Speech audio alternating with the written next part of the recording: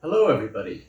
I am not at home in Minnesota, I'm in New York City, and I have here with me a student from the Academy, Robbie, who is learning Sanskrit and Arabic and a number of linguistic courses and been studying, reading Spanish literature with me since the Academy started, 16 months ago. So it's really wonderful having my virtual academy, but it's also really wonderful to get to know people in person when we have the opportunity to do that. So, Robbie, would you like to introduce yourself a little bit more? Sure, yeah. Hi, my name's Robbie. I live in Philadelphia, so when I heard Professor Arguez was coming to Brooklyn, I got in my car and I came here. It's just about a 2-hour drive, but I like studying languages. I think at the Academy in particular, I study Arabic, Sanskrit, and Spanish. But I also study a lot of other languages outside of the Academy. But the best thing about the Academy, I think, is the Language Learning Support Group. That gives me the opportunity to talk to other students about how to study languages, what languages to study, and sort of the particular details of studying foreign languages. Mm-hmm.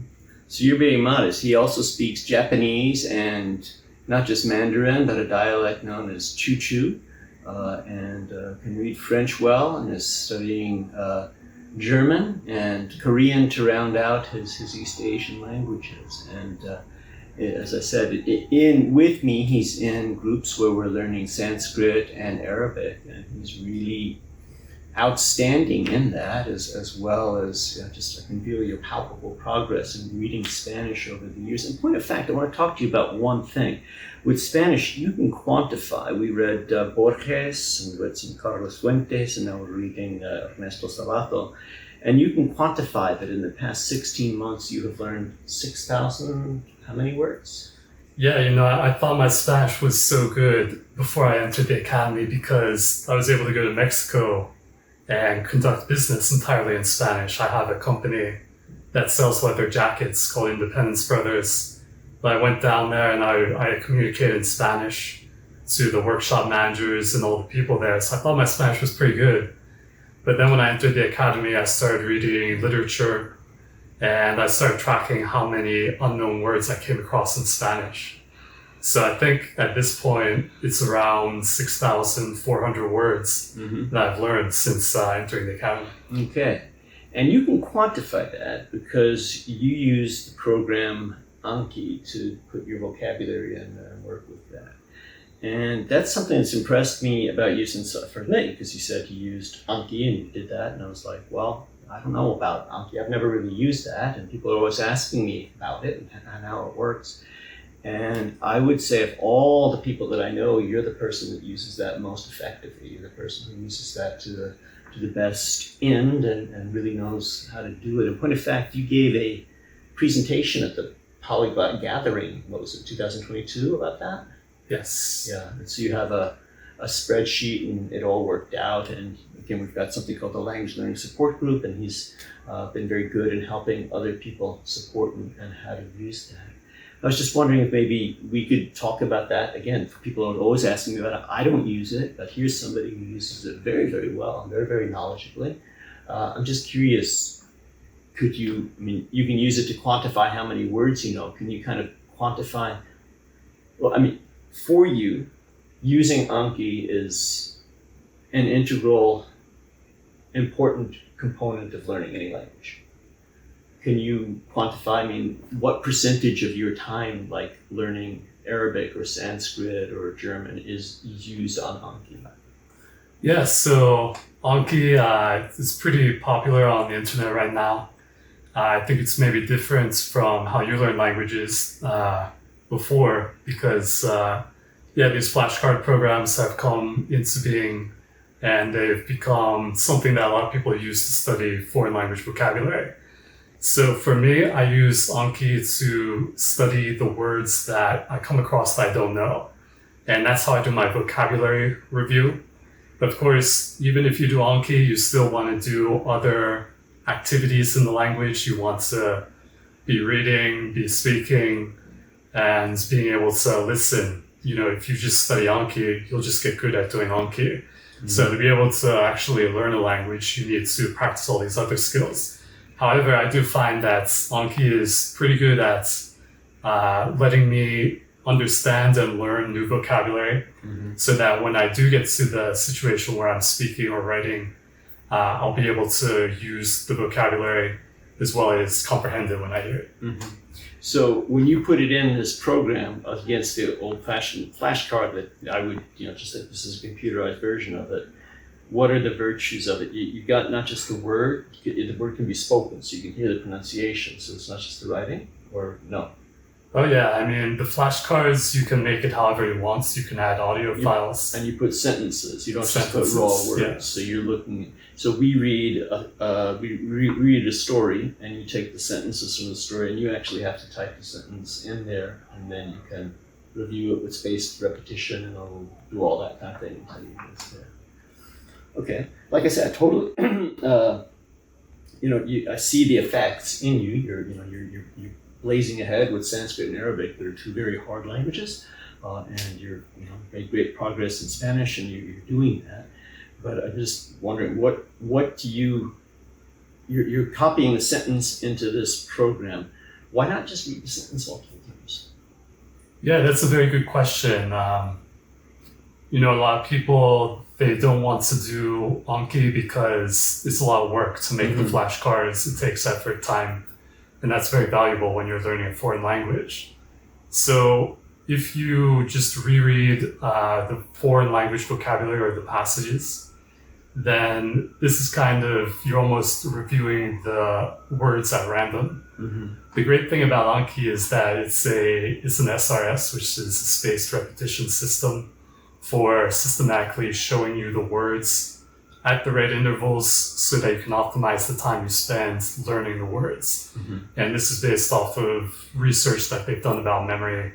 And so if you can use Anki, which is an SRS, you won't waste time looking at words that maybe you're reviewing too soon, or in some cases reviewing too late. You may have forgotten the word completely, and then you have to start over again, the whole process of studying the word.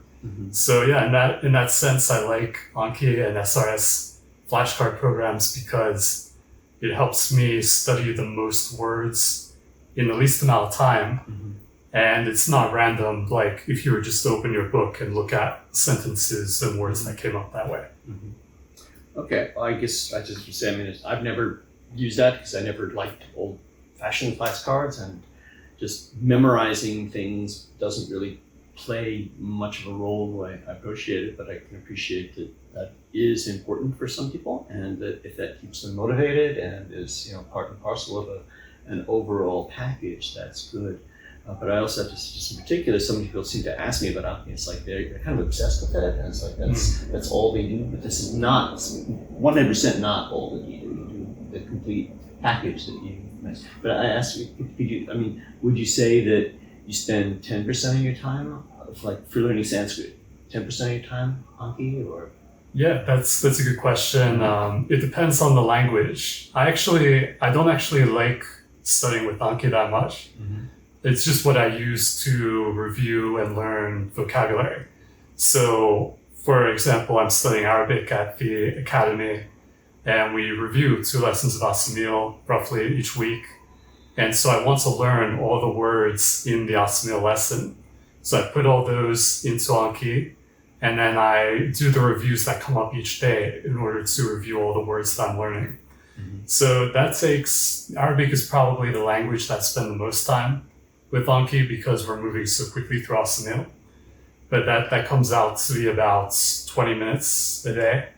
And then, of course, like you said, I'm also doing a lot of other activity like reading the Assamil lesson and trying to write it out, scriptorium, and also listening to the audio files of them speaking it. Okay. So, Arabic, we've been doing that for, how long have we been doing it? About a year now? Not quite. But we're on lesson 74 out of 100, so you're 3/4 of the way through the second volume. So that's I don't know what we would call you, an advanced beginner. You've got something under your belt. Whereas Sanskrit, which is much more starting, and so do you spend more time with it in Sanskrit or with Arabic? and with Spanish, you are, as you said, you spoke fluidly before, and now you're enriching your vocabulary and your cultural knowledge. So Spanish, you're an advanced user, learner. Arabic, you're advanced beginner. Sanskrit, you're more of a beginner. Where do you use Anki more of those? Yeah, that's a good question.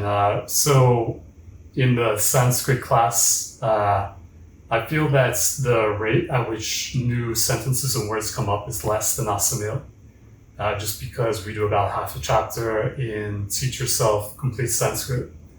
So it's not as much material.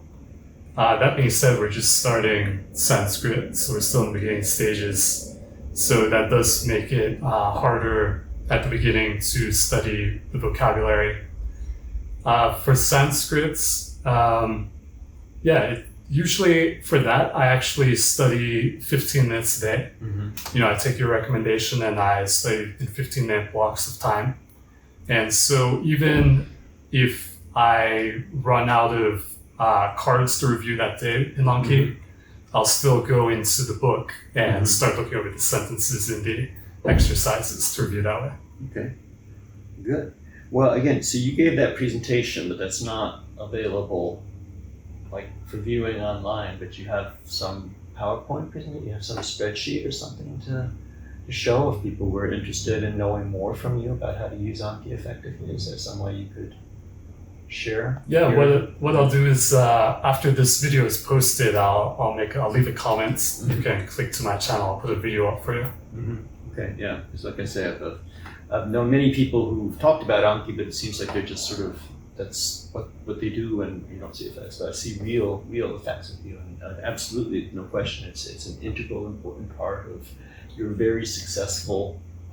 What you got 8 languages under your belt now and counting, and it plays a role in all of that. So obviously, this is something that can work. On the other hand, I'm living proof that it's not necessary. I've never touched it. I don't think I'm hearing you talk about it. It's like, okay, I think I'll just read the sentences again. But yeah, as I say, there are many paths up the mountain. Mm-hmm. I mean, but that said, do you think that there's something that this is a path worth exploring for somebody who hasn't used it? Would you recommend it for a particular reason? What reason would one want to give it another? If one is an older person who cut his teeth on paper flashcards and thought, this isn't for me, do you think that this has something worth a second look? Yeah, when I started, I was doing paper flashcards. I remember when I was at Middlebury College for undergrad, I went to a hypnotist show, mm-hmm. and before the show, there was just some dead time. And so I took the flashcard out of my pocket and I was studying, I think, Spanish vocabulary back then. And I just remember my friend Katie sitting next to me, looking at me in utter disgust that I would want to study foreign language vocabulary on, say, I guess it must have been a Friday or Saturday night before the hypnotist show. Mm-hmm. So yeah, I was using flashcards like the actual paper ones. And then when I found out that they had computer programs like Anki, I started with Mnemosyne to begin with, but I think Anki is the most popular one right now. And that just took it to the next level because it had the spaced repetition system, the SRS, mm-hmm. which it has an algorithm to show you the cards at the right interval so that you can learn them. Now, I will say there are probably 2 pitfalls to using Anki. The first one is if you add too many cards, you put in too much material, the reviews each day are going to add up. And you might find that one day you wake up and you have to review like 500 cards. And it might take you many hours to do that. And of course, that's no good because you want Anki just to be a small fraction of your studies. There's so many other activities that are integral to learning a foreign language. So you shouldn't just spend only on computerized flashcards. So the second pitfall is, if you end up spending too much time studying flashcards. I lost my train of thought. Talk about pitfalls of using Anki. Let me think. Too much stuff. Well, while you're thinking of that, I can think of, it seems to me, apart from the things you said, an advantage of that is precisely, I guess you've got it on your phone, like real quick, but as you said, in your anecdote about your friend, this is something that you can easily do just a little bit of something, and so to keep your motivation up, to not break the chain of studying. If there's nothing else that you can do, nothing else you can bring with you, you could, do a little bit of this and say, well, at least I didn't, I didn't do my full quota of studying for the day, but I did something. So something that would help you keep that. Something that we talked about in the language learning support group is something I brought up was playing defense. On the days when I'm at home and I can study as much as I want, I consider that playing offense, being able to just study to my heart's content. But often I'm on the road, so I'm going to the Poconos Mountains near New York and Philadelphia, since I have some Airbnbs there. And obviously I can't study the same way that I study when I'm at home. Even when I came up to New York here, I was studying along the way. And so when I do that, I call that playing defense. You're not going to study in the best way possible, but you still want to study just a little bit that day so you can keep the streak and keep it consistent. That's really the key to learning a foreign language, is that you have to keep doing it day after day. And with enough time, you'll wake up one day and you'll be pretty good at it. Good, yeah. So you've taken my advice long since to break time into small chunks and do it in consistent, regular basis and bear fruits over a long time. And I thank you for sort of articulating that to others. It's one thing just to hear that from me, but to have you, somebody there. But it is great to get to have gotten to know you over the past 16 months and to know that you knew about me from my writings and videos before the years. So it feels like there's a lot of good karma out there in the world, and sharing knowledge like you're willing to share your skill and ability like this is probably going to be reach out and touch somebody else. And a couple of decades, somebody will come up to you and say, hey, that technique that you taught really helped me. So I hope Thanks. that happens. So that's good to know. It's good to see you while we're here. Just again, you've been doing a number of things in the academy. What you said that particularly like you're doing both Sanskrit and Arabic, this what I call the guided self-study. That's kind of a new thing that we just stumbled upon.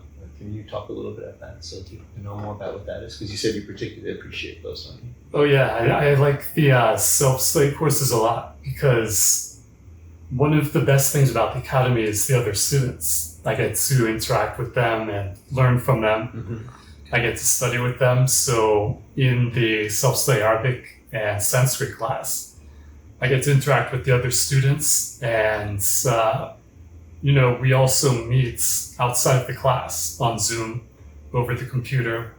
So it gives me a chance to really be with the students and have a shared goal towards moving to the fluency of these languages. Mm-hmm. And I appreciate that about the other students, because they give me new perspectives, and that's something that's very valuable to me along my journey for studying new languages. Yeah.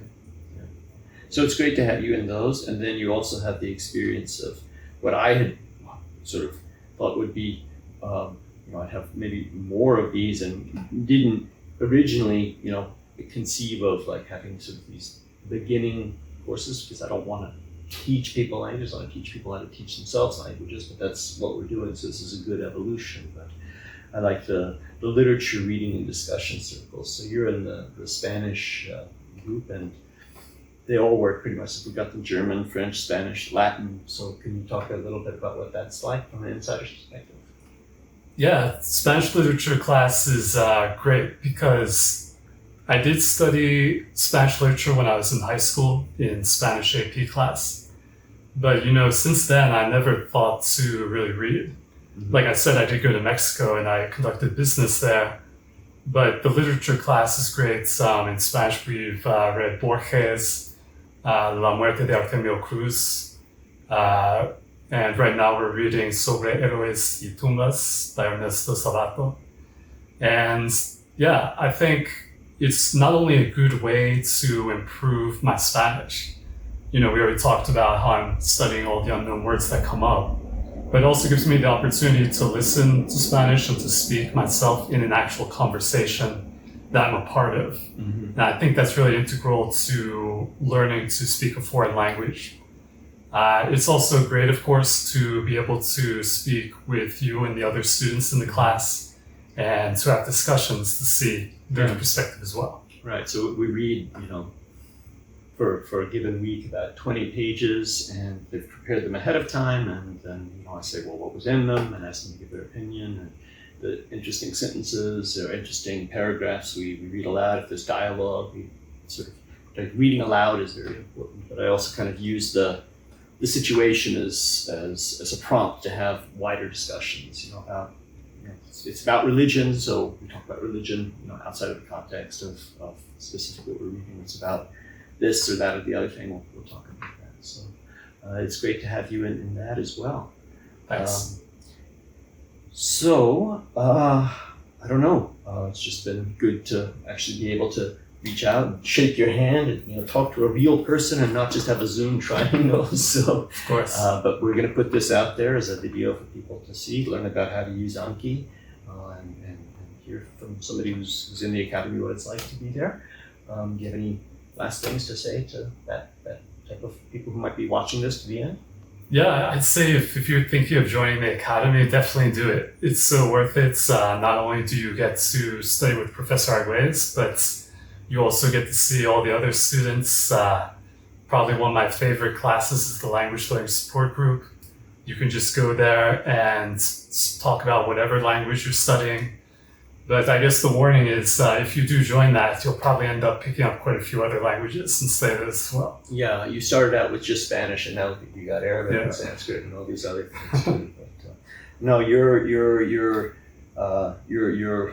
unique. Everybody there is unique, but you're, in a sense, this is a symptomatic student. Somebody who already comes knowing lots of languages and is learning a lot more. We've got people who are medical doctors. We have symphony orchestra conductors. We have graduate students and lots of computer programmers and all sorts of people. So it's a really wide variety of people who are really have goals to learn languages well, for the sake of reading them largely. That's something we talked about. You said, I liked hearing this. Before you knew about me before you came to the academy. You hadn't really thought about studying older and medieval literary languages, but now you're getting more and more into that, right? Yeah, when I joined the academy, I was just interested in spoken languages. I'm studying Sanskrit in self-study class right now. But if you had asked me, would you rather study Sanskrit or a language like Hindi, I'd probably go with Hindi, just because I can go to India, I can speak with my Indian friends. But, being in the academy, I feel like a lot of people there are very interested in older languages just to be able to read in them, not necessarily to live a life or to have a conversation in them, but to be able to read them. Although I will say you have spoken Latin, so you do have people speaking these languages as well.